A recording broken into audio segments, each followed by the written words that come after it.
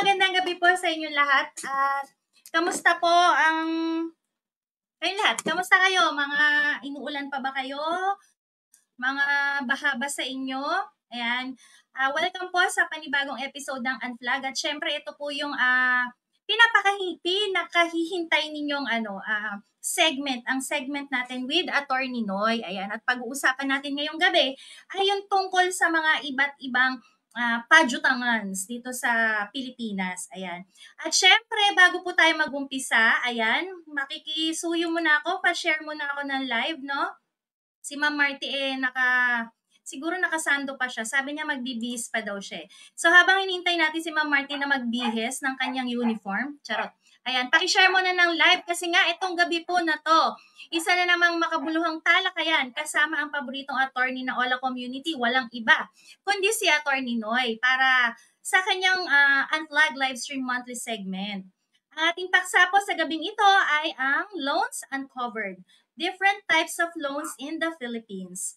Sa episode po na ito, susuriin natin mabuti ang iba't ibang uri ng pautangan sa karaniwan dito sa ating bansa. At yung mga pautang na yan, yung maaaring maging, alam niyo na, di ba, minsan malaking tulong sa ating pangangailangan, minsan naman ito yung ikapapahamak natin. So, malalaman natin kung ano ba, kung recommended ba ito, not recommended, ano masasabi ni Attorney Noy tungkol sa mga gantong pautangan.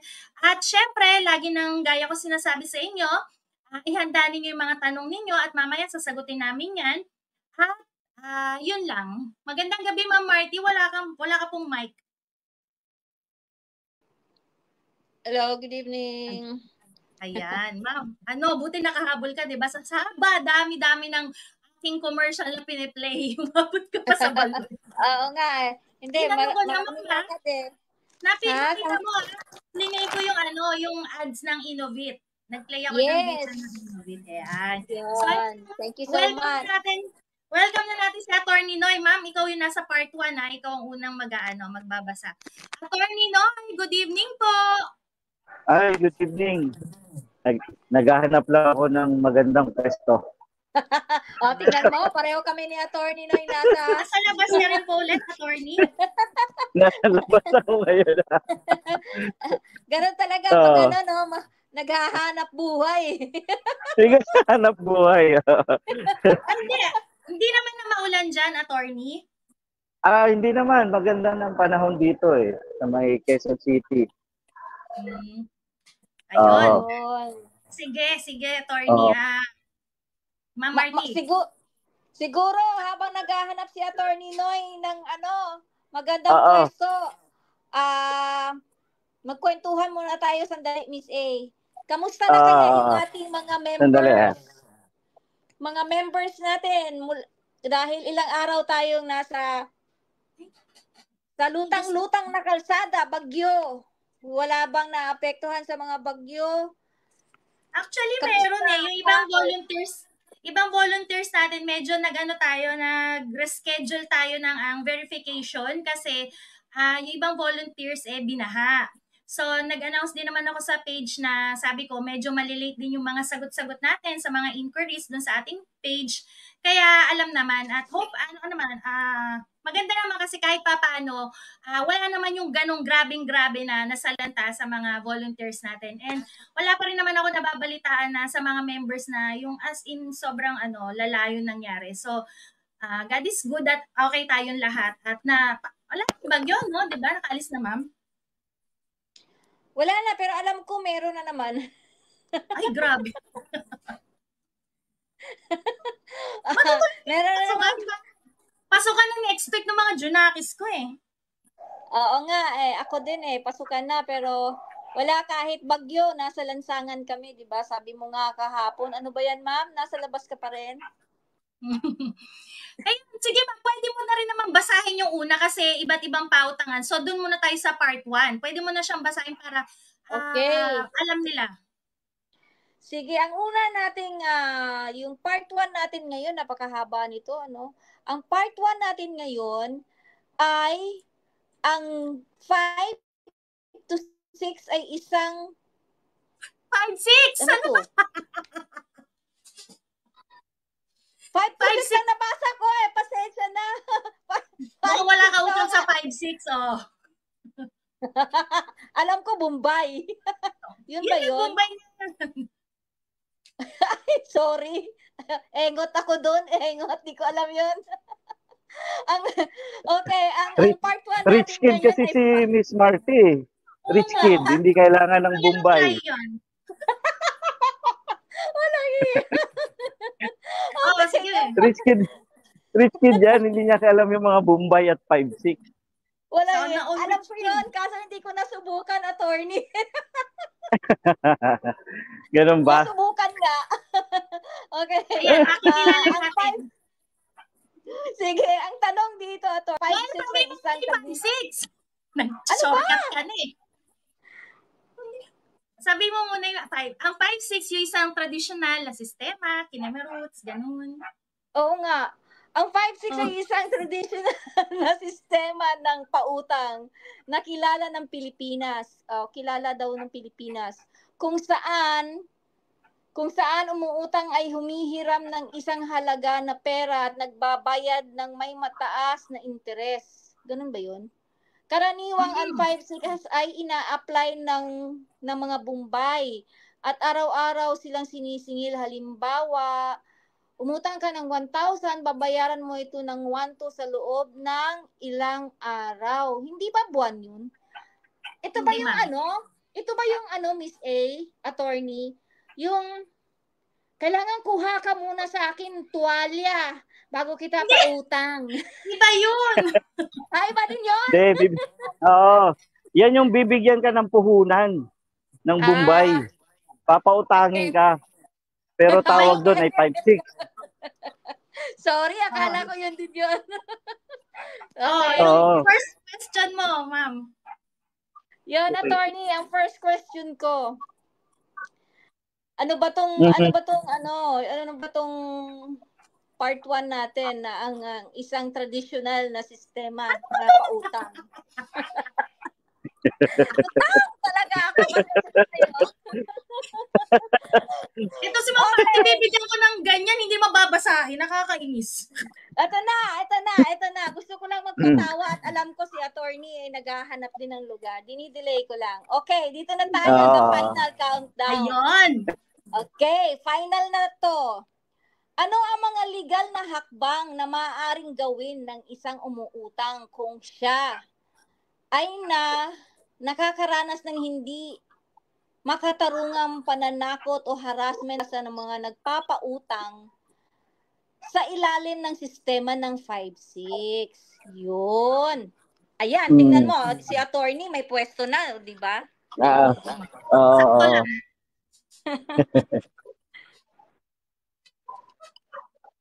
Yun. Ayun. Alam mo, sa pagkakaalam ko, itong mga 5-6, parang katulad ng mga Bombay.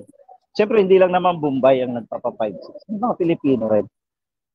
Dahil ito yung nagpapautang ng halaga, tinutulungan ka sa negosyo mo para magkaroon ka ng puhunan. Yun nga lang, napakalaki ng interest niyan. Usually, napakalaki talaga ng interest. Hindi ko pa rin nasubukang umutang, pero ang nababalitaan ko, sobrang laki ng interest ng 5-6. No? So, ito ba to, attorney, yung 20% pautang? yes, Yun ba yun? Yung mga ganyan, meron may 20%. Meron ang iba, ang interest, arawan eh. Di ba? Oo, meron monthly, merong daily interest na tubo. Kasi araw-araw, pupuntahan ka ng Bombay, titingin ka eh. Di ba? Pakunti-kunti bayan. Pero sa totoo lang, napakalaki ng interest nila na pinapataw. No? 20% per month, ganon. Meron tayong tinatawag na usury law. Yung central bank yung nag-prescribe ng mga interest rates. Pero sinuspend yan ng central bank, yung usury law. Kumbaga, they just release interest rates. Walang ceiling wala tayong ceiling pagdating sa interest rate sa nagpapautang at saka sa umuutang. Kasi depende na yan sa agreement ng bawat parties. Okay? Kaya lang, Ngayon, ang tanong, legal ba itong pamamaraan ng 5-6? No? Sa totoo lang, sabi ng Supreme Court, hindi yan legal yung pamamaraan ng 5-6 dahil exorbitant yung interest. Ibig sabihin, sobrang laki, hindi makatao yung interest. Diba? Ang legal interest natin ay nasa 6% to 12% per annum. Okay? Per annum yun. Diba?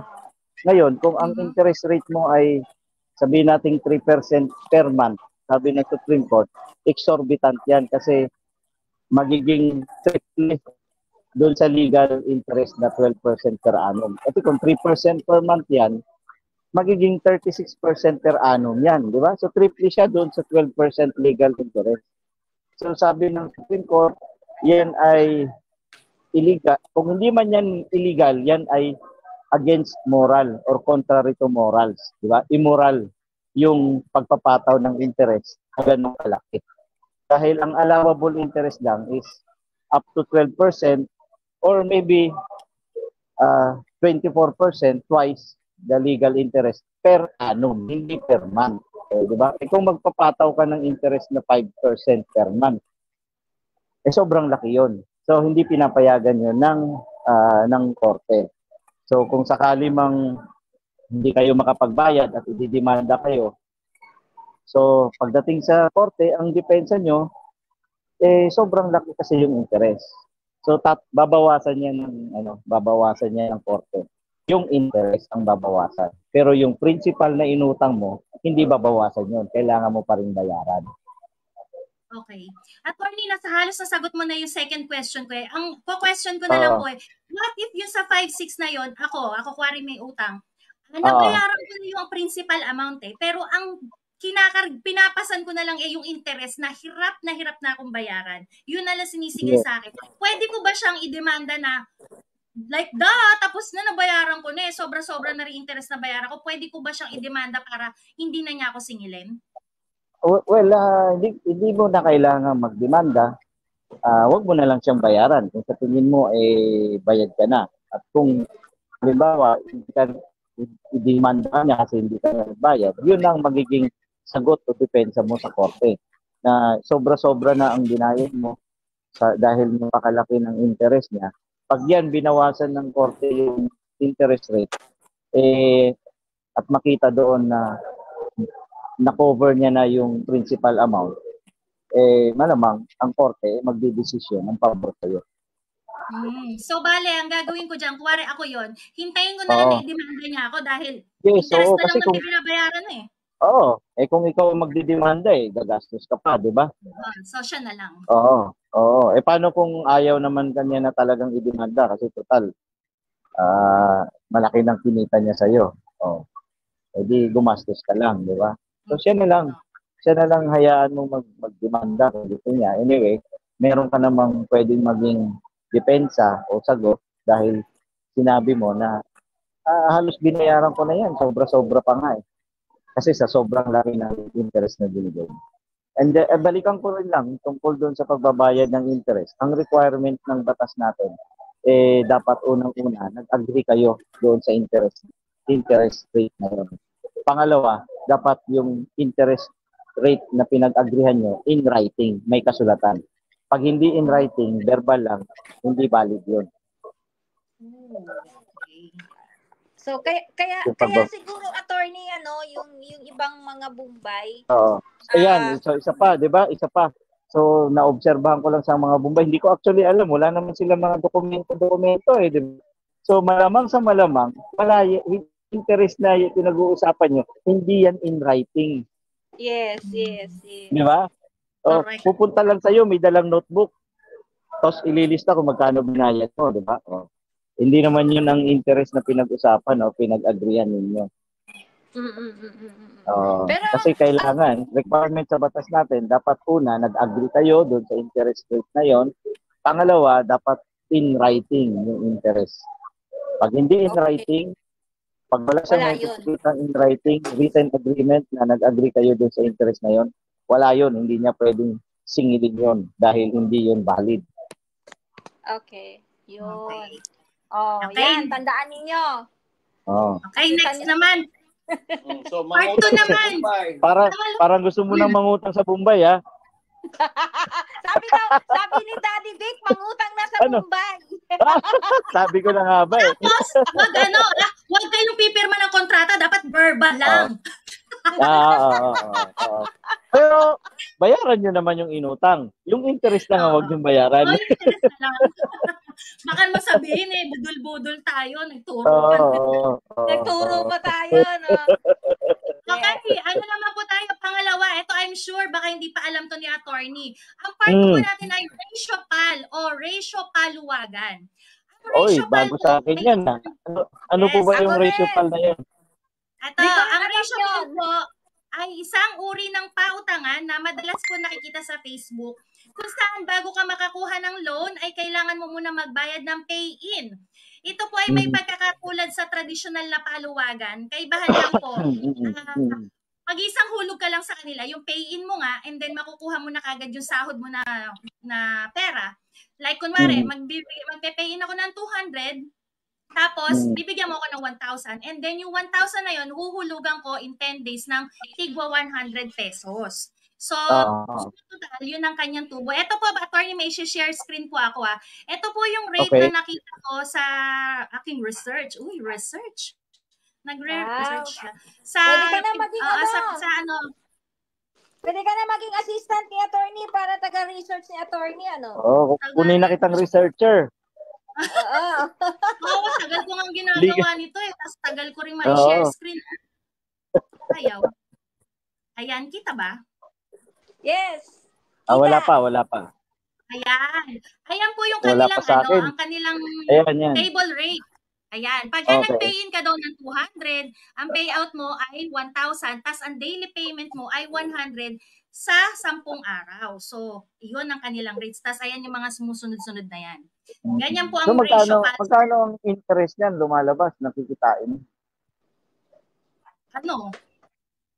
Bali binayad mo yung pay-in mo, pinaka-interest mo na interest na nung handler, kumbaga.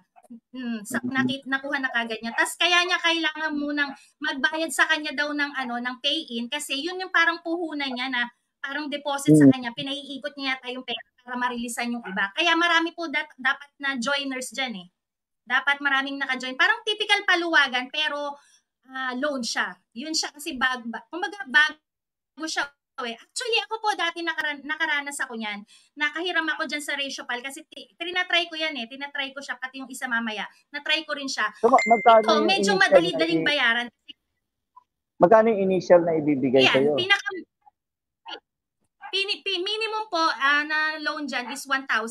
Kailangan, bibigwar ikaw po, si Ma'am Marty ang handler, bibigyan ko muna siya ng 200, tapos papadala niya ako ng 1,000 ngayon.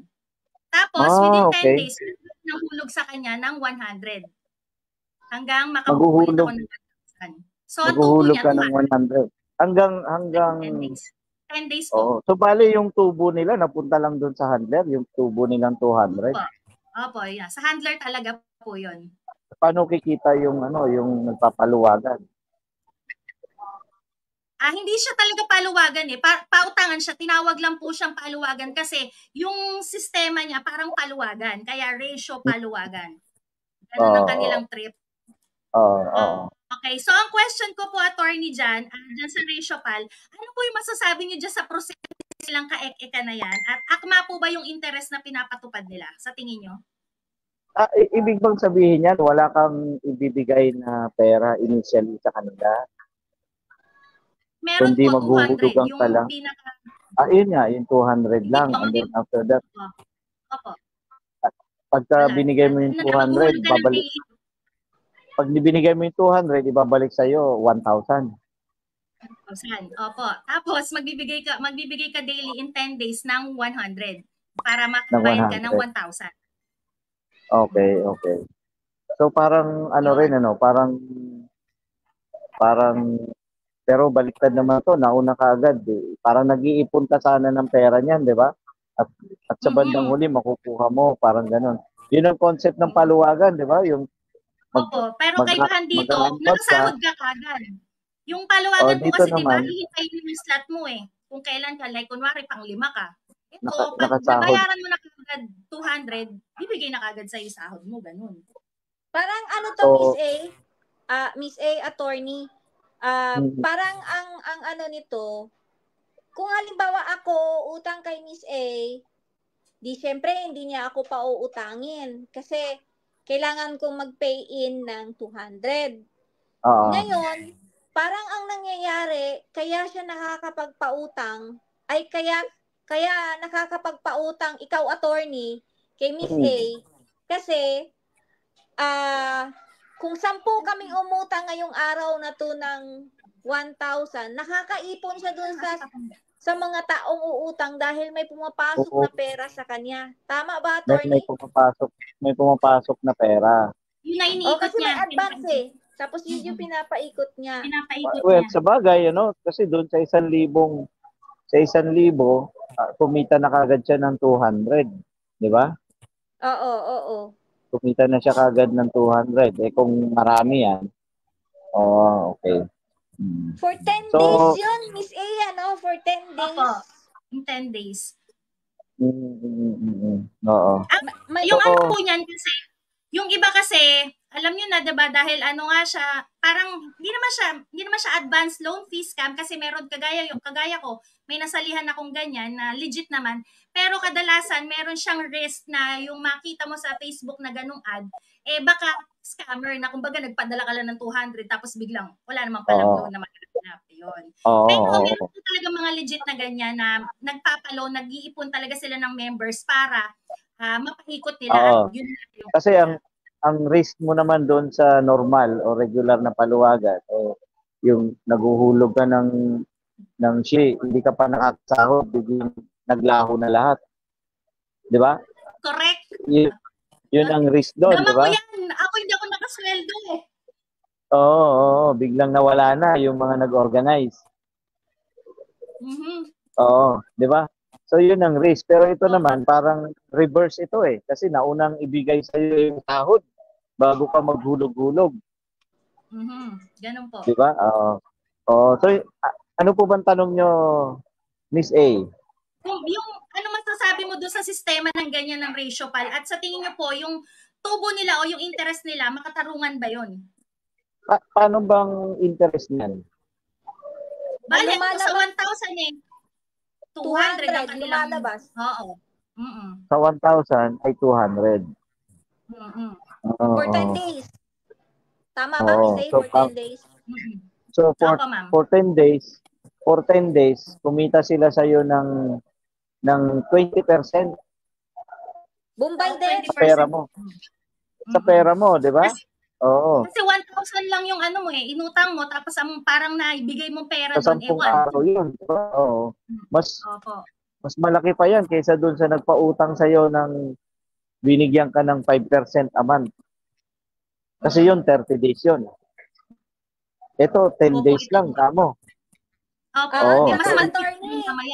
So, in 10 days, kumita sila sa iyo ng interest na 20% sa 10 araw lang yun.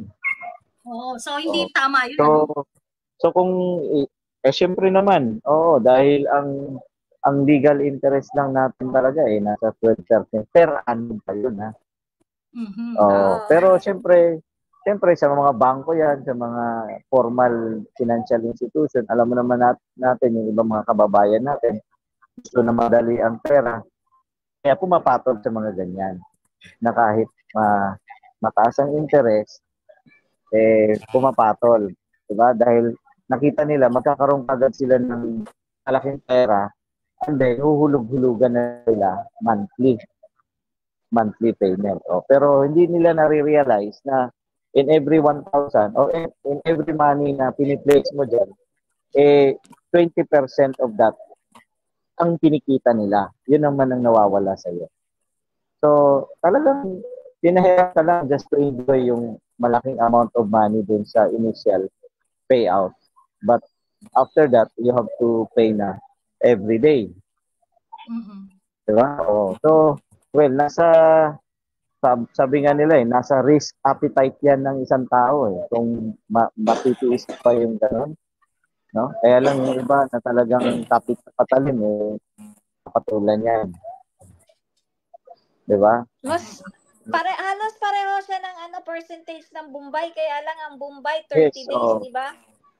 Oo, oo, Mas oo. malupit yan. Ngayon, kung ang tanong mo sa akin ay legal ba yan? Pwede ba yan?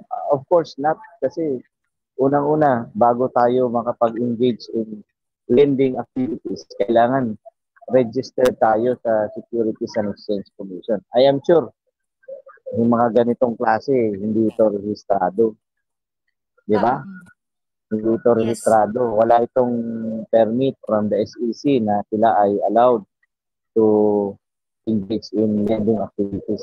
At saka yung mga ganyang klaseng scheme, ang tawag dyan ay Ponzi scheme. Yung bang kinukuha nilang pera ngayon, yun yung itinatapal nila doon sa kailangan nilang bayaran. Tapos kukuha naman sila doon sa iba, ipatatapal ulit sa kailangan nilang babayaran. Parang naman yung investment scam naman yung Ponzi scheme. Yes. Doon sa mga investment. In some point, pwede rin itong sabihin mong investment kasi tumanggap ka ng pera and then but you have to pay in the long run, di ba? Ang kabaliktaran lang naman sa investment ay maglalagay ka ng malaking pera and then saka mo siya pakukuha yung return mo in due time. Attorney, Okay, Ma'am Martin. Yung tanong dito. Pero kakaiba yan kasi yung usually yung paluwagan is meron kang schedule kung kailan ka sasahod. Marami na naiisip yung mga impacto ngayon dyan, makapagpautang lang ng kung ano. Oo. Ma'am Martin, question mo. Ano naman ang magiging consequence doon pag hindi mo sila nabayaran? Ayun, ito nga pala. Sige, sasabihin ko. Yung meron akong kasabayan nun sa GC nun na hindi siya nakabayad. Galit na galit ang handler. As in talagang galit na galit kasi mo na siya kumaga good payer, tapos ngayon hindi nakabayad. Eto na, pinuntahan ngayon sa barangay nila at yung barangay naman nakipag-cooperate, hinatake ng gamit yung tao. Yun ang second question ni Ma'am Martin dyan. Hinatake ng gamit. Second question mo. Yes, attorney. Kung halimbawa po ba hindi ako makabayad sa ganyan, may karapatan ba silang mangharas at hatakan ka ng gamit at yung barangay katulad nung sinabi ni Ms. A na ang barangay ba din ay may karapatan na mag-authorize din na makahatak ng gamit sa isang tao na umutang or nag-join sa ganyan kahit wala naman silang kasulatan? Ayun, oo. Ang sagot dyan ay hindi dahil meron tayong korte, meron tayong proseso na dapat sinusunod muna bago tayo dumating doon sa punto ng paghahatak ng mga gamit. No? At unang-una, hindi po pwede yung nagpapautang na siya ang hahatak. Hindi rin po pwede ang barangay kasi hindi naman sila otorisado. Ang authorized lang ay ang korte. Merong sheriff ang korte, yun ang nag-implementa ng mga desisyon ng korte. Sila ang nagpapatupad doon sa desisyon. Meron tinatawag na writ of execution. Ito, hindi naman to dumaan sa ganung proseso. Kumbaga, pumunta lang sa barangay at yung barangay, tinulungan pa sila pupuntahan yung tao at hatakin yung gamit. Napakalaking pagkakamali yon. Pwede silang mademanda ng robbery. Okay. So, pwede silang mademanda. Yes. Pwede ko silang balikan, ano? Pwede mo silang balikan at idemanda mo sila ng robbery doon sa mga gamit na kinuha nila. Ayan, pati si barangay. Kasi, madadamay. Yes, pati si barangay. Pwede makasuhan si barangay sa ombudsman dahil empleyado siya ng gobyerno, kawanin siya ng gobyerno, under siya sa jurisdiction ng ombudsman. So pwede siyang makasuhan ng graft and corruption, yung RA 3019, Anti-Graft and Corrupt Practices Act, yung Section 3E, yung giving undue advantage doon sa lending company na yon at saka to the damage naman and prejudice dito sa taong kinuhanan ng mga gamit. Pwede maging liable yung barangay official. Kakasuhan sa barangay. yung taong yung borrower na kinuhanan ng gamit, nasa OFW, kumbaga, hinanap yung gamit niya, hindi naman siya nandoon, wala siya doon. Wala siya doon. Siyempre, yung pagkuha ng gamit niya, hindi niya yun inayagan, hindi palang kondisyon ng may-ari, at kung gumamit pa sila ng pwersa para kunin yon, pananakot, yan ay talagang robbery yan. Yun. Robbery yan. Pwedeng makasuhan ng robbery, pati kasama yung barangay official na Kasi hindi nila pwedeng ilagay sa sarili nilang kamay ang batas. Meron tayong korte na dadaanan bago nila ma-achieve yung ganung result. Kailangan mag-file muna sila sa korte ng kaso ng either collection of sum of money or breach of contract. At saka pag nagkaroon na ng desisyon ng korte na ikaw ay nagbabayad, hindi rin barangay ang inuutusan ng korte, kundi yung mga sheriff ng korte. Yun ang nag-i-implementa ng desisyon. At sila lang yung otorisado ng batas na mag-attach o mag-seize ng mga property kung hindi mabayaran. Ayan, attorney, meron tayong viewer, sabi, paano naman kung pulis daw ang kasama? Siyempre, hindi pa rin, di ba? Kasi kailangan court order dyan, di ba? Oo, kahit pulis, kahit si Chief PNP pa ang kasama, hindi po pwede yun dahil walang kautusan ang korte na kunin ang mga gamit nila. Yun. Yung pala, nagpapanggap lang na pulis, peking ID, peking... Baka pulis Makati yun. Baka naka-costume lang ng pulis eh. Pulis makatingin. Ayan, part 3, Ma'am Marty. Ito maganda din to, attorney. Marami ring nagtatanong nito sa amin, Kaya lang hindi namin naging topic. Yung sangla. Ito yung traditional natin, attorney, di ba? Magsangla ka ng gadget, magsangla ka ng alahas, magsangla ka ng kotse, magsangla ka ng bahay. Lahat na pwedeng isangla sa tao o kaluluwa ko sa sanglaan.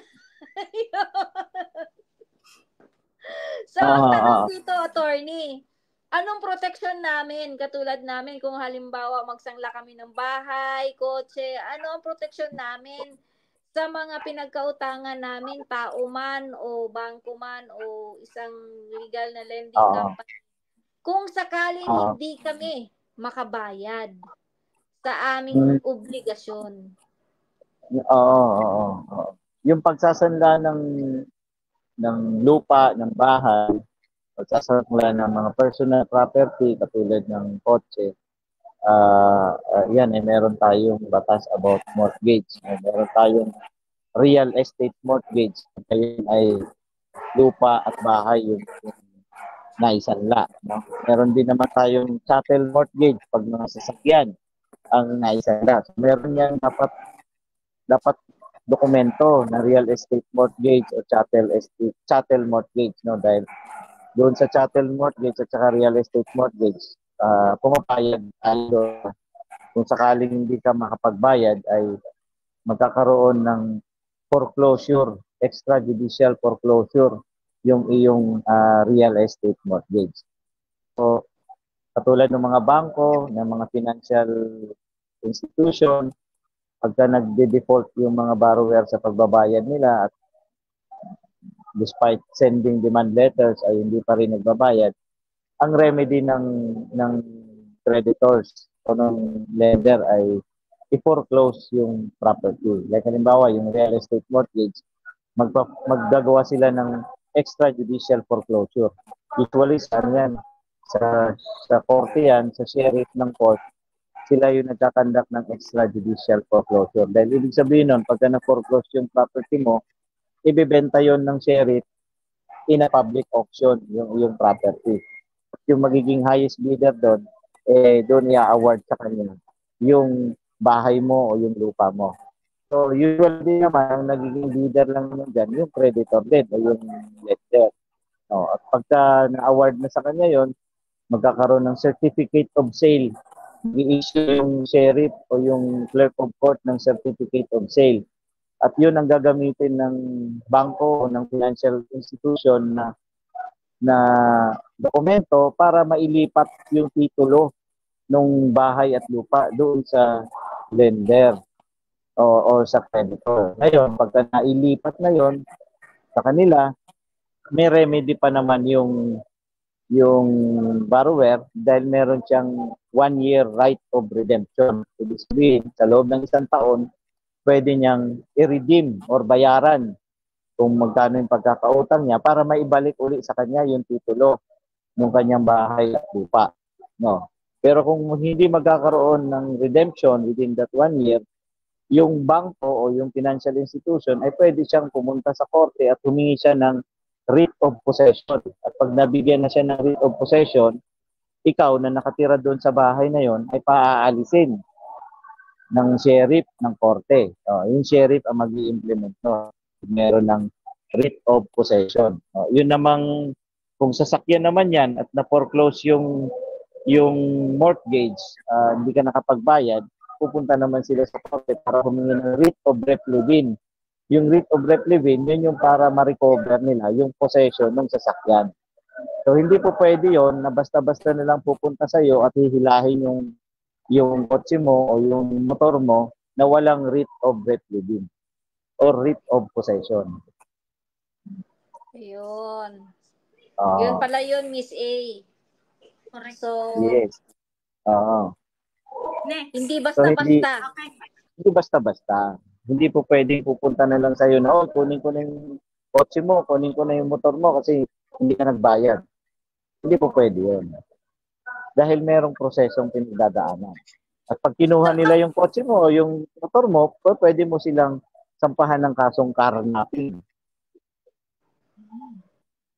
So, ang proseso nito, attorney, medyo matagal din. Naabot din ng taon.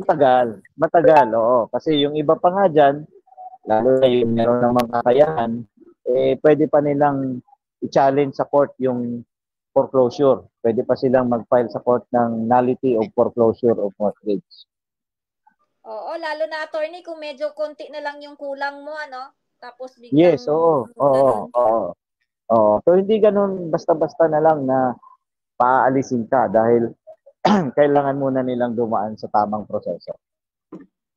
So, yun. Yung mga may ganyang sitwasyon sa mga members natin o meron mga kamag-anakan, ayan, sana yung sinabi ni attorney ay matandaan ninyo na walang pwedeng basta-basta na lang hatakin yung bahay mo at paalisin Saka hindi nila mahahatak yun. Nakabaon sa lupa. Yun, di paano ang hatakin? Hahatakin Yung mga nga nakatira. nila. Uso na daw yun ngayong ano. Yung... Mamahatak ang pagkakas naman mo. Hindi kayo basta-basta pwedeng paalisin doon na hindi dumadaan sa tamang proseso. Kahit pa sabihin natin na hindi mo talaga nabayaran na yung utang mo, kailangan nilang dumaan sa tamang proseso, yung due process. At pag hindi sila dumaan doon sa tamang proseso, yun, pwede mo pa-declare null and void yung pagpo-foreclose, yung kanilang ginawang paghatak ng iyong sasakyan, ng iyong motor, o pag-okupa ng iyong bahay. Marami kang pwedeng gawin against them. Lalo na siguro, attorney, kung ikaw mismo yung may-ari ng bahay, ikaw yung hinatak palabas, ano? Yun. Yung may-ari ng bahay, yun ang hatakin palabas. Oo, hatakin ka palabas. Medyo harassment na yun. Tama ba, attorney? Yes, kung walang tamang papeles, tulad ng writ of possession na ini-issue ng court, kung yan ay na-force properly.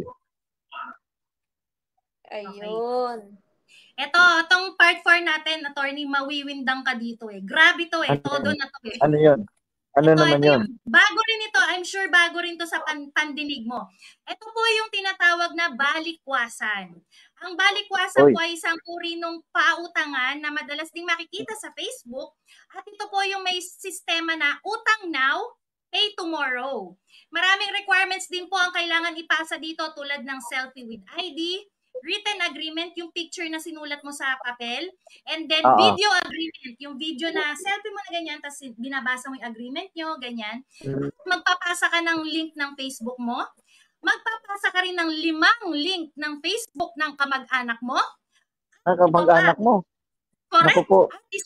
At kailangan mo rin magpasa ng screenshot ng Facebook page ng barangay nyo. Ganun kalupit para lang maka-loan ka. Tapos, cycle, yung balikwasan po na yan, may cycle po yan.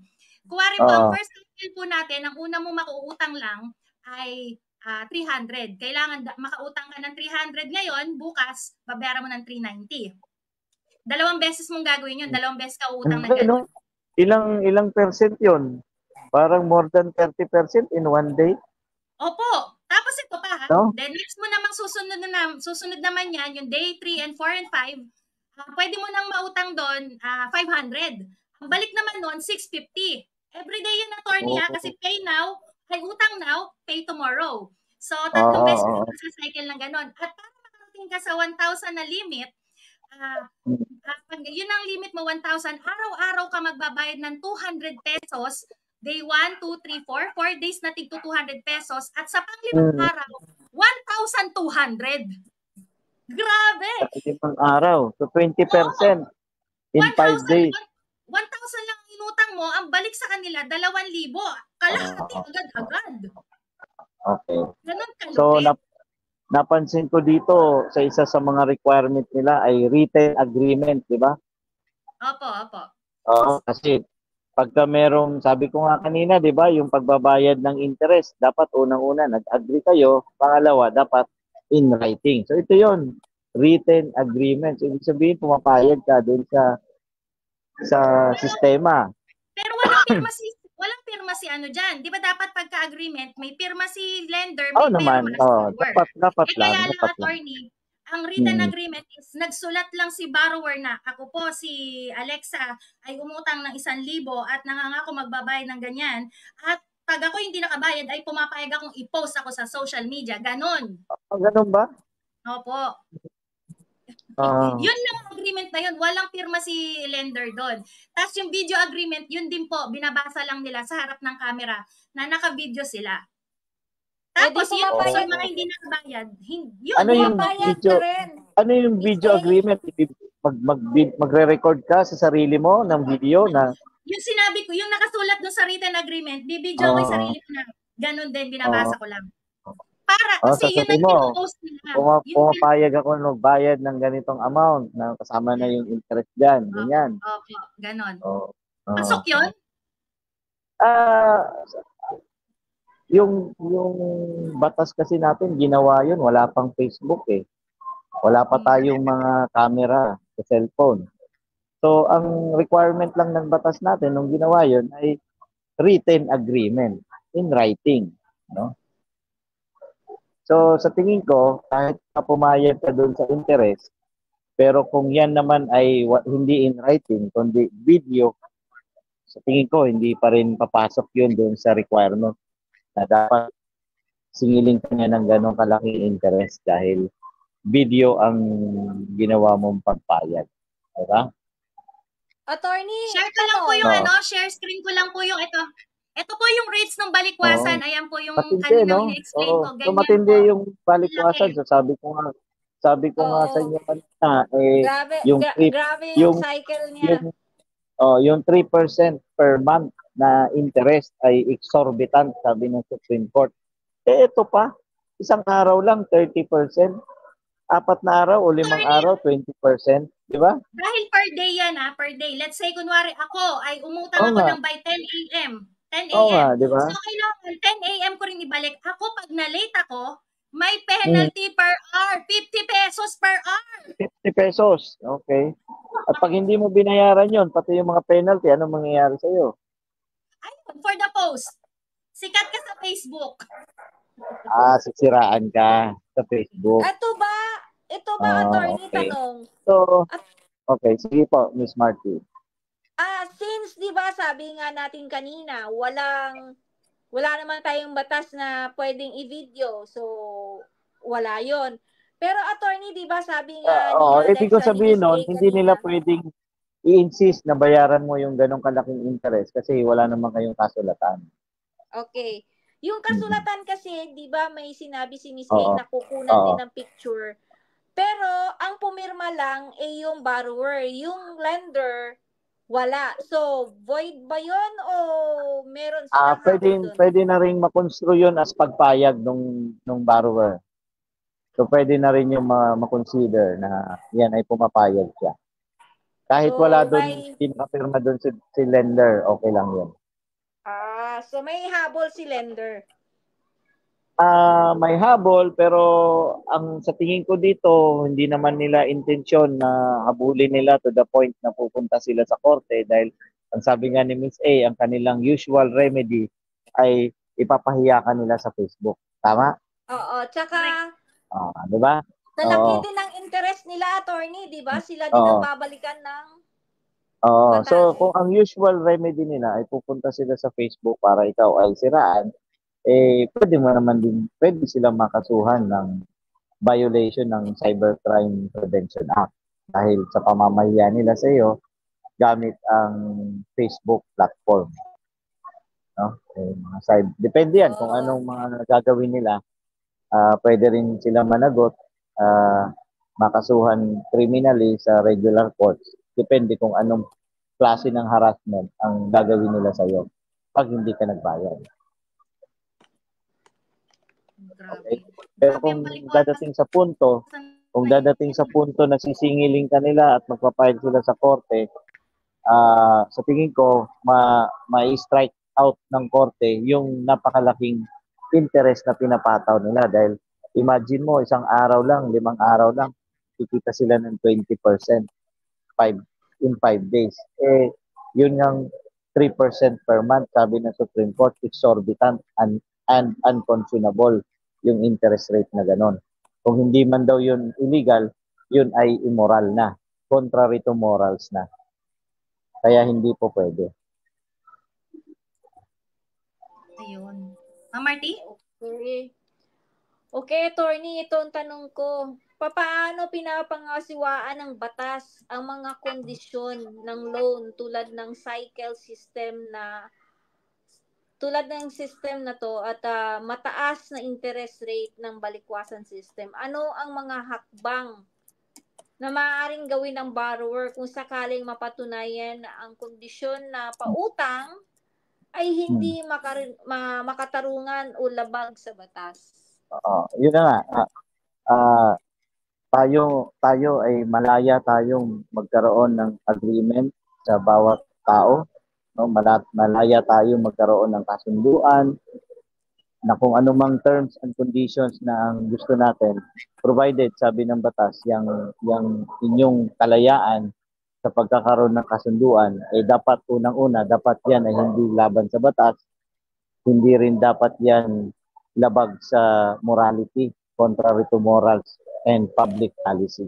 So sa tingin ko, kung meron man silang kalayaan para magkaroon ng ganitong klaseng kasunduan, pwede pa rin itong may tuturing na illegal dahil ito ay contrary na to morals, yung mga ganyang klaseng interest na ipinapataw nila. At pangalawa, I'm sure karamihan dito, wala rin naman silang kaukulang permiso sa Securities and Exchange Commission para sila ay magpautang. Dahil bago tayo magpautang, dapat na tayong kaukulang mga permits galing sa gobyerno, katulad ng Central Bank, katulad ng Securities and Exchange Commission. Yun, doon ka lang legal na pwedeng makapagpautang. Yun. Pero attorney, yung ganyan, di ba? Parang yung siguro kasi kagaya niyan, yung first cycle is 300 lang naman eh. Tapos pinaka 500 ganyan. So, yung iba kasi nakita ko sa research ko, 300 lang hindi nakabayad, 500 hindi nakabayad, pero pinopost na. So sila, pwede siguro silang magreklamo sa cybercrime nun kasi pinost sila eh. Pwede kaya? Yes, yun ang magiging remedy nila. Pag halimbawa, hindi sila nakapagbayad at ipinost sila sa Facebook,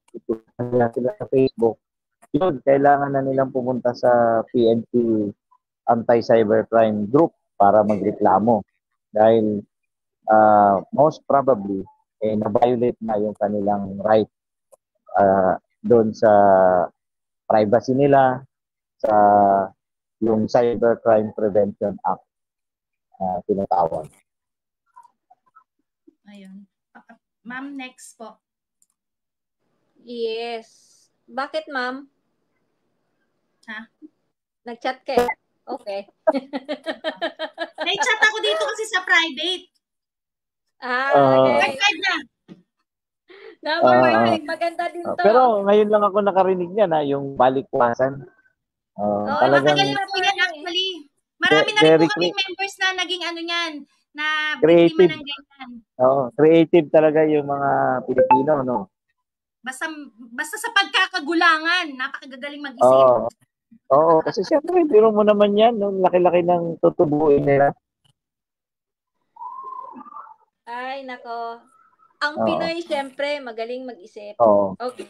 Kaya yan, papayo ko lang dun sa ating mga members na huwag tayo basta-basta matempt dito sa mga ganitong klaseng offer. Kung maaari, iwasan natin. Meron kasi merong tawag dito, merong mga nag-ano talaga, yung yung tinatangkilik nila kumbaga. Yes, pinapatos mo yung offer na gano'n hindi rin natin masisisi dahil siguro nga gawa ng buhay. Ito yung nakikita nilang oportunidad na magkaroon ng pera agad-agad. Kaya pumapatol sila kahit pa nag-leeg ang interest. Yes. Okay, yung panglima natin, attorney. Ito naman yung traditional natin, no? Yung bank loan. Ang bank o personal loans ay pautang na ibinibigay ng mga bangko sa mga individual, syempre, na may magandang credit history, of course. Karaniwan na mas mababa ang interest rate nila kumpara sa mga informal na mga pautang at mas mahabang panahon ang pagbabayad. So ito yon ang tanong, attorney. Ano ang mga legal na karapatan ng borrower kung sakaling magkaroon ng hindi pagkakaunawaan sa pagitan nila ng bangko tungkol sa mga kondisyon ng pautang tulad ng mga bayarin ng interest rate, tuntunin na ng mga pagbabayad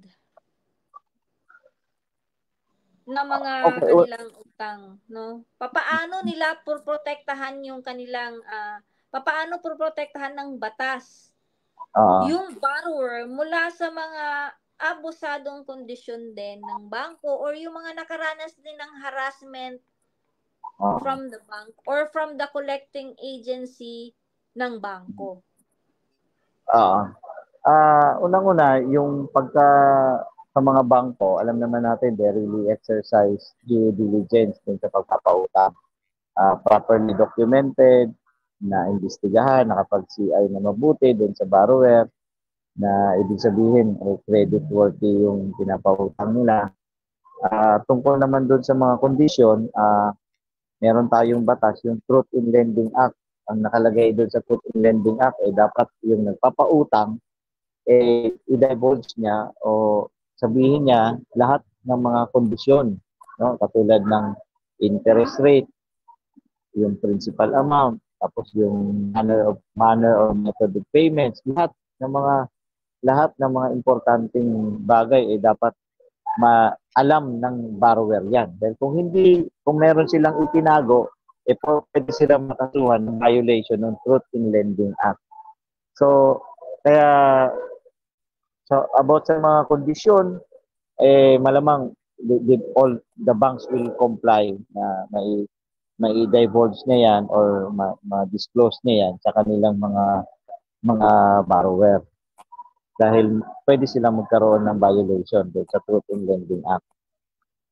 Ngayon, kung sakaling hindi nila na kayang bayaran, no? Pwede naman din silang humingi sa bangko ng restructuring. Kanya lang, yan ay dapat magpag-aagihan din. Hindi mo rin sa kanilang pwedeng ipilit kung ano yung gusto mo. Diba? Yun namang restructuring ay para magkaroon ng maluwag-luwag yung pagbabayad pagbabayad mo ng utang. Pero most probably, pagbibigyan ka naman kung sakaling alam nila na mas makakabuti yon para mabayaran mo yung Attorney, utang mo. may experience ako dyan eh. Oo. Sa bangko. Oo. Yung sa akin naman ang nangyari, credit card naman yun. Oo. Bayad na ako. Tapos, di ba dati kasi laging nagkakaroon ng problema ang offline. Nagkaka-offline sa bangko. So, magbabayad ka, ang bibigay lang nila yung pinilapan mo na naghulog ka. So, nagkaroon ng problema yon. Walang email from the bank sa akin. Diniretso nila ako sa isang law firm, collecting agency na law firm. Hinaras ako ng law firm at nagpunta doon sa bahay namin at siguro this was 15 years ago. At katakot-takot na pananakot doon sa pamilya ko. Kasi daw may criminal case ako. Tapos after niyan, tinawagan ako, sinagot ko. Sabi ko, bayad ako, wala akong utang, bayad ako sa credit card ko. Hindi daw, wag daw ako magsinungaling. Lahat ng harassment sinabi. Wag daw akong mangutang at wag daw akong kumuha ng credit card kung hindi ko kayang bayaran. So, grabing panghaharas. Kaya ang sabi ko to Cottage Short, sinabi ko doon sa law firm, sige, kukuha ako ng abogado, magdemandahan na lang tayong dalawa.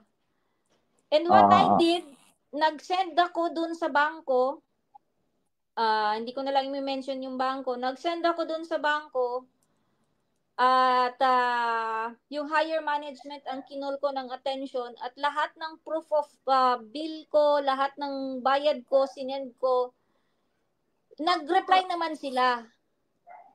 At ginawa naman nila ng paraan yun. At yung agency na nang bastos sa akin, pati yung pulis na dinala nila doon, nagkaroon din ng tinanggal nila sa list doon sa bangko. Kumbaga, hindi na sila magiging part ng collecting agency ng bangko.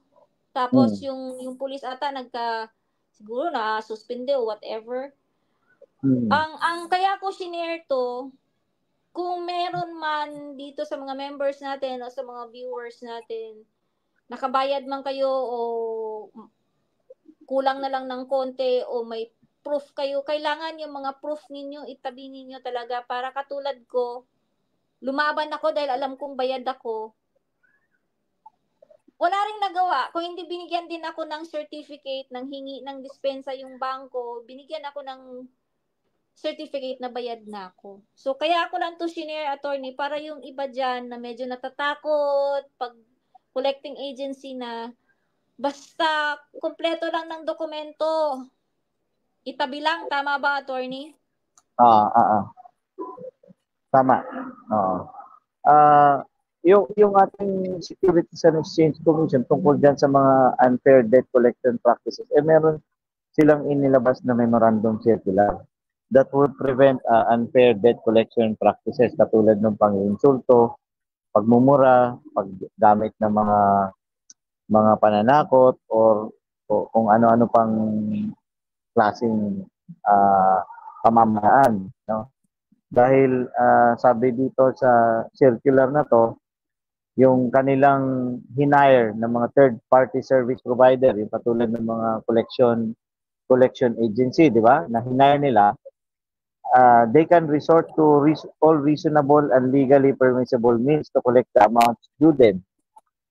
But they must observe good faith and reasonable conduct, diba? And refrain from engaging in unscrupulous and untoward acts katulad ng mga obscenities, insult, or yung mga profane languages, papublish ng names mo at saka personal information mo, at saka yung mga deceptive means to collect, di ba? At saka yung pagko-contact sa iyo at unreasonable or inconvenient times. Ang sabi ng SEC, dapat hindi po pwedeng tatawagan ka ng after 10 p.m. at saka before 6 a.m.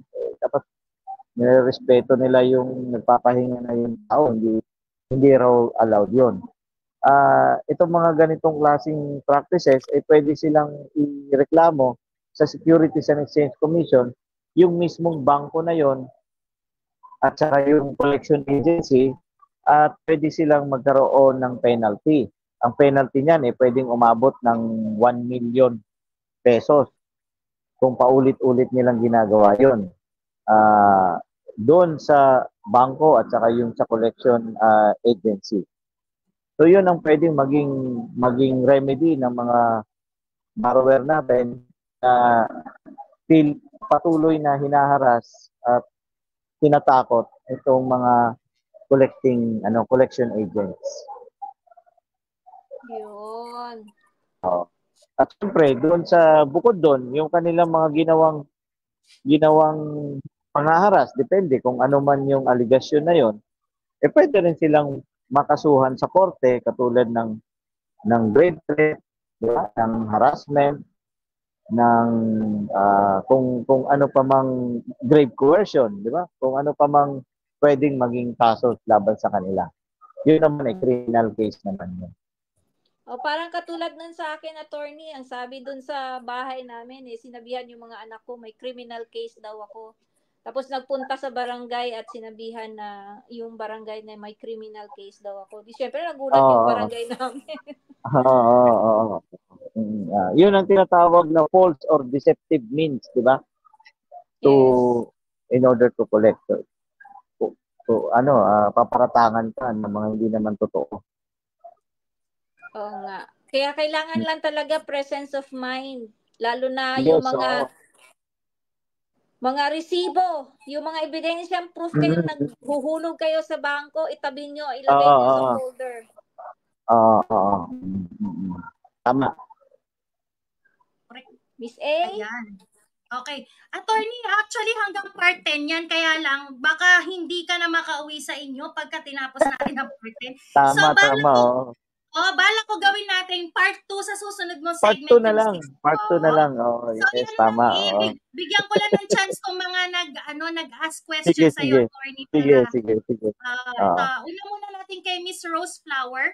Attorney, ask ko lang po, paano po kung ang handler ng paluwagan is nawala na, pero meron po siyang pinirmahan siya sa akin. Bale, 20K po yun.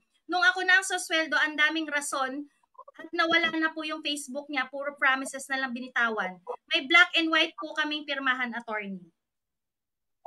Okay. So kung identified mo naman yung handler na yon, alam mo yung pangalan niya, alam mo yung address niya, at siya yung nag-inganyo sa iyo para pumasok diyan sa paluwagan na yan, at sa kanya mo binigay yung pera, pwede mo siyang habulin at kasuhan ng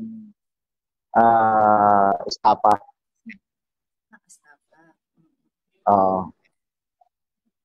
Pwede kang pumunta sa police or sa NBI, pwede kang pumunta sa PNP, sa CIDG office, yung Criminal Investigation and Detection Group. Pwede ka rin pumunta sa National Bureau of Investigation at magpatulong sa kanila para masampahan mo directly at direct filing sa prosecutor's office ng kasong estapa yung taong bigla na lang naglaho.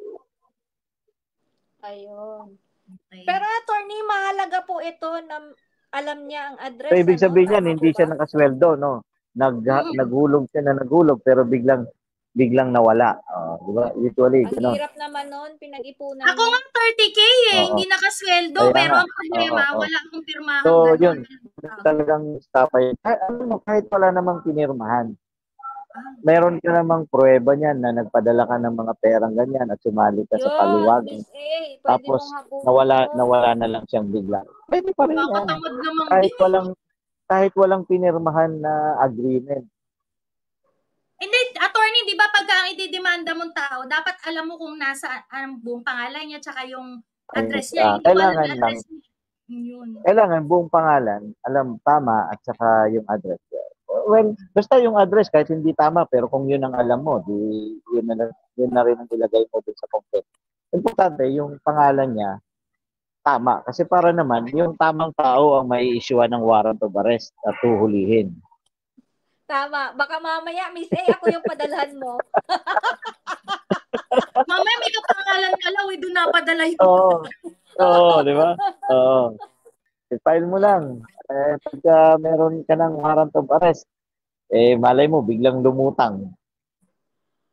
Oo, kasi hindi lang pala Oo. ikaw yung nagawa ng ganun. Yes, Marami oo, pala oo, yun. oo. So, kahit hindi eksakto yung address, pero alam mo, ito yung address na binigay niya, pwede yun ang i-declare mo doon sa complaint mo na ito ang address niya. Importante lang, tama yung identity niya para hindi naman maling tao yung mai-issue ng warrant of arrest. Okay. Next question, attorney, galing po kay Uh, Tud Garcia Garly. Yung award po ba ng Pag-ibig, attorney, transfer of ownership po, hindi po ba talaga Pag-ibig ang dapat magpaalis sa first owner? Anong ibig niya sabihin kaya nito? Award ng Pag-ibig. Transfer of Ito ba yung sa... ownership daw eh. Baka hindi siya yung hindi siya yung unang owner kasi transfer Parang- of ownership eh.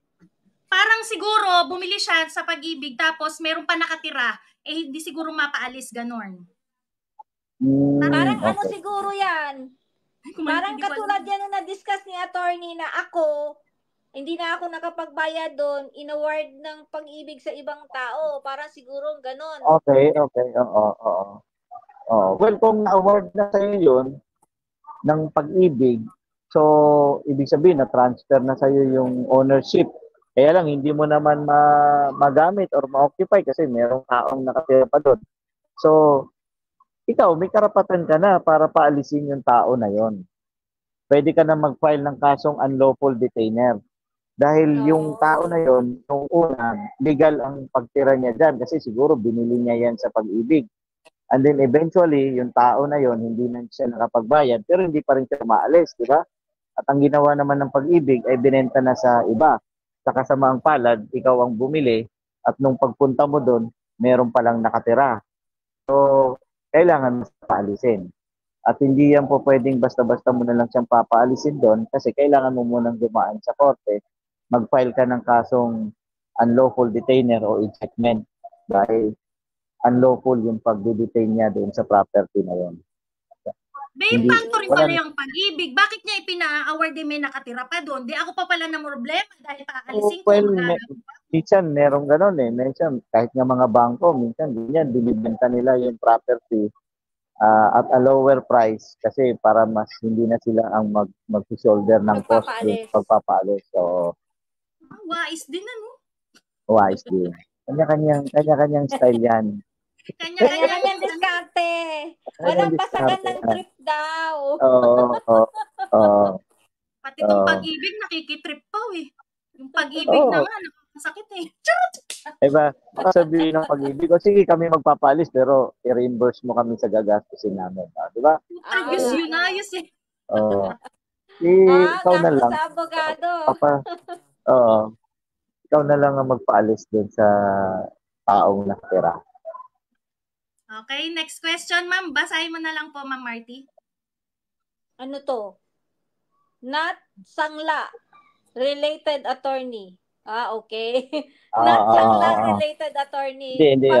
Pero yung lupa, di nabayaran ang tax na matagal ng panahon. Kukunin ba ito ng gobyerno? Siguro po ang tinutukoy niya ay yung real property tax doon sa lupa natin, attorney. No? Yes.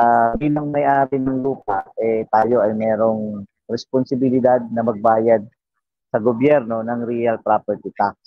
No? Usually, nagbabayad tayo sa munisipyo. No? Yes. Sa assessor's office. Bibigyan nila tayo ng assessment kung magkano na yung ating real property tax na kailangan bayaran. At pabayaran natin yun sa cashier o sa treasurer's office. Isyuan tayo ng real property tax receipt. Kaya mag-request ka ng clearance, bibigyan ka ng real property tax clearance, may ibig sabihin, bayad ka sa amilyar. So ang tanong niya, kung hindi na makapagbayad, pwede ba itong kunin ng gobyerno? Ang sagot dyan ay oo, dahil under sa local government code natin, yung ating mga local government unit ay merong kapangyarihan na i-auction yung mga real property na hindi binabayaran ang real property taxes. So pagka ganun ang ginawa ng local government unit, legal yon kasi authorize sila.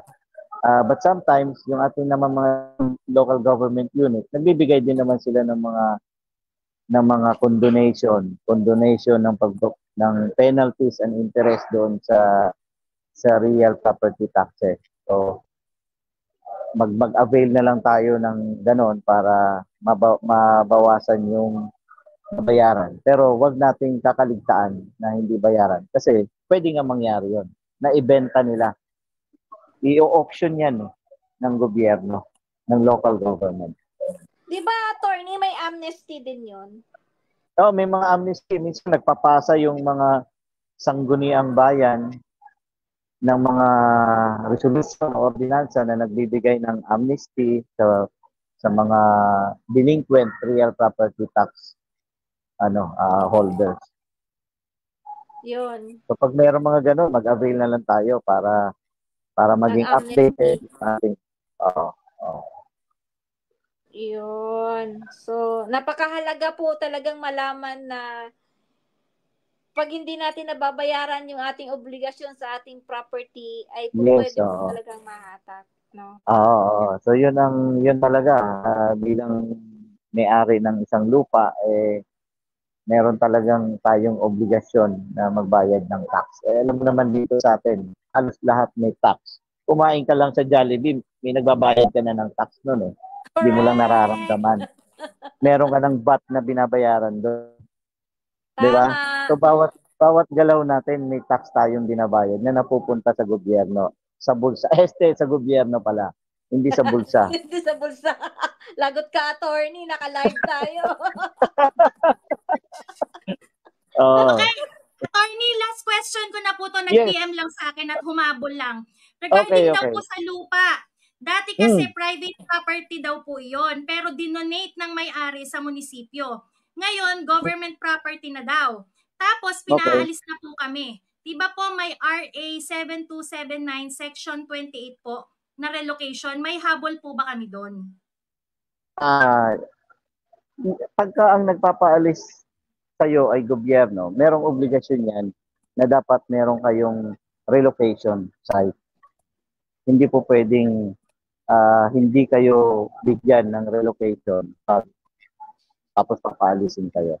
Kasi obligasyon ng gobyerno magbigay ng relocation kung ang nagpapalis ay gobyerno. Iba naman ang senaryo kung ang lupa na tinitirhan mo ay private property. Tapos papaalisin ka ng may-ari. Pagka private property, walang obligasyon yung private owner na maghanap ng relocation site. Pero kung gobyerno, lupa ng gobyerno yung kinatitirikan ng bahay mo, tapos papaalisin ka, obligasyon nila hanapan ka ng relocation site. Para hindi ka ma-disturb. Daw po sa kanila, attorney, yung urban poor, UPAO. Tapos wala daw po sheriff na isasama. At yung sila UPAO, lang din daw ang gigiba ng bahay nila. Kumbaga sila daw mismo gigiba. Oh yes, yung UPAO, yan ang nasa ano yan, nasa munisipyo yan o nasa city hall yan na Urban Poor Affairs Office. Kasi sila ang nangangasiwa doon sa pagpapaalis ng mga taong nakatira doon sa mga ari-arian na pagmamay-ari ng local government unit na yan. So, sila ang may obligasyon na maghanap sa inyo ng relocation site bago kayo paalisin. Okay, sana po nasagot yung tanong mo ni attorney. Attorney, ayan, maraming salamat. Alam kong gutom ka na, gutom na ako at gutom si Ma'am Marty. Hingi na lang po kami ng final message at pag abangan nila yung next na half ng ating discussion. Yes, yung part 6 hanggang ilang 10. Part ba yan? Part 10. Sige, sa susunod naman. Maraming salamat po sa inyong pakikinig, panunood at pagsusubaybay dito sa ating legal na usapin tuwing last Friday of the month. Sana huwag kayong magsawa at lagi kayong sumubaybay para naman kahit paano mabigyan namin kayo ng konting. Ay, nawala si attorney. Ay, nagulat ako. Oo. Magbabaway tsaka bigla pa nawala. Ayan. Okay, attorney, salamat po ulit, attorney, at Yes. kita po tayo Thank ulit you. sa susunod na Friday ng next month. Okay. Salamat. Bye. Thank you, Salamat. attorney. Thank you so much. Bye. Bye-bye po. Bye. Ingat, ingat. Regards to family. Yes. Ayan, natapos din sa mga part 1 to 5. Sa sobrang galing kong mag-research, ginawa akong 10. Hindi ko akalain nga abutin ng ganitong katagal. Okay lang So, yun. At least may part 2 na. Oo, Diba? at least Pwede hindi na naman gawin part problema 2. ng susunod na program flow at itutuloy na lang natin ang part 2 nito. Ma'am Marty Oakia, ikaw naman, ito na ang iyong laging parte, ang iyong insights dito sa naging discussion natin ditong attorney. Well, ang ano ko lang, may papayo ko sa kahit anong klaseng utang ay dapat yung ating mga proof of payment ay isang tabi natin or kailangan talaga meron tayong napiprint out, lalo na yung kadalasan ngayon, high-tech na tayo, nasa GCash lang. So, kunan natin ang screenshot at gumawa tayo ng folder sa ating phone. Pangalawa, kung kaya namang gawan ng paraan na huwag mangutang, huwag na tayong mangutang. Kung hindi naman natin talaga kailangan yung mga bagay-bagay, isipin muna natin kung ano talaga ang priority. Parang tulad nung previous natin na live with Daddy Vic, ano ba talaga ang mas importante? Ano ba yung dapat nating unahin? So, doon muna tayo mag-focus. So, sana itong gabing to, marami kayong natutunan with Attorney Noy. At kung marami pa kayong katanungan dahil sa masyado nang mahaba yung ating naging live ngayon, manood uli kayo next week. By August, no?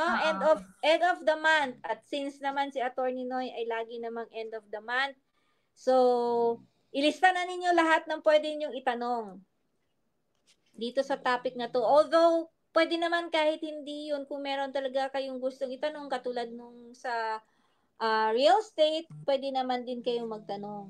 Siguro sa susunod naman na segment natin by September, gawin siguro nating tungkol naman sa mga ganyang bagay, na para maiba naman, hindi naman puro utang, sa ibang legalities Tanong ko naman yung mga tungkol sa mga kriminal na kaso, yung pagka pinatay ko, tapos nagpatulong ako, tago yung bangkay. Yun, yung mga ganon. Ano po ba, attorney, ano po ba ang pwedeng gawin na pumatay ng tao pero hindi makukulong? Yun. Yun, yung mga staffa case, yun, yung mga properties, pwede nating gawing topic by September. Tsaka criminal case nga. Criminal case. Kasi meron akong binabalak na patayin eh. Paano mag-chop-chop ng tao na hindi? Paano pumatay ng tao nang walang ebidensya? Yan. Patay tayo dyan. Tatanong ko yan kay attorney. Ayan. Ma'am Marty, invite mo na sila yung mga yung mga hindi pa nating members para magpa-verify sa atin. Sa mga lagi lang nasa gilid-gilid, sabi nga ni Miss A, nasa gilid-gilid lang ako. Kung hindi pa kayo member ng PhilPlug at lagi naman kayo nakasubaybay, at kayo din ay isang biktima ng OLA, kahit hindi OLA, kahit anong klaseng loan yan, basta kayo ay nahaharas, feel free to inquire sa ating page at feel free to ask our volunteers kung paano ang proseso. Pwede din kayo, kung mga members naman natin at ang mga regular natin na nasa community laging nanonood at hindi kayo nakapanood dahil busy kayo, feel free to visit our website. Nandun po lahat, pati ang aming mga vlog, kasi hindi namin pwedeng ilagay ang aming vlog sa page dahil napakahaba ng aming mga vlog. So, dun po ang aming napakahaba ng aming mga vlog. So, doon na lang kayo sa website. Sa tingin ko, Ma'am Marty, siguro Tagalogin natin yung vlog. hindi nila binabasaw mag-English. Pwede Kaya ko lang naman. magtatagalog. Ako na lang kasi alam kong Englishera ka eh. Oo. Baka mali-mali pa yung Tagalog ko. Baka ako pa utusan mo mag-translate in Tagalog ng Malamang. Kita mo nga hindi, Kita mo hindi nga ko ngayon, alam paano utak-utak yung akong magbasa. Hindi ko sila mabibigyan ng preview ng next episode kasi hindi ko alam. Si Coach Pau ba ito? O tayong dalawa ba ito? Si Coach Pau, kwentuhan tayo. Ayan. Diba? So next Friday pala, makakasama natin ang paboritong coach natin, si Coach Pau. Ano na yan eh? Kulang na lang maging verified member na yan si Coach Pau. Correct. Oo. Resident na yan ng Phil Flag. So abangan po ninyo si Coach Pau next Friday. At magandang kwentuhan ito kasi kwentuhan na may matututunan, syempre. Yes. Para maiba Kasi naman. marami siyang i-share sa mga naging experience niya sa buhay na pwede niyang ituro sa ating viewers, 'di ba? How to be. Oh, hindi ko na dudugtungan para sila na magtanong kung ano yung how to be. How to be a killer. Serial killer. Talagang gigil na gigil, may gustong patayin eh. Ayun. So ito na ang ating episode ni Attorney Noy. Maraming salamat sa mga nanood. Tiniimbitahan ko pala kayo, nakita nyo naman, kada promote ni Ma'am Marty sa website, ang ganda ng website. So, yung mga nangangailangan ng website dyan, baka gusto nyo magpagawa sa may mga business, kontakin nyo lang po ang Innovate. Nakita nyo naman ang kanilang ads kanina sa opening na Unplug. So, kung gusto nyo ako na lang, para may commission ako.